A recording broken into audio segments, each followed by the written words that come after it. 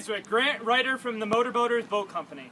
We're starting to see progression here in our newly designed Motorboat 1. Here is what we started with, the starting project. It's just a regular watercraft, remote control, and we transformed it into this. A lot different of an object, but it's going to do the same purpose. We decided to go with this design instead of something like this because of the hybrid nature of the boat. This, as you can see, is a pontoon boat. You can see the Gatorade bottles, which give it a lot more buoyancy compared to this, which this would make it a lot easier in big bodies of water like behind me. It could go over waves, and it can still make sharp turns like this boat, but it has a lot more buoyancy with this type of watercraft. And that's the main reason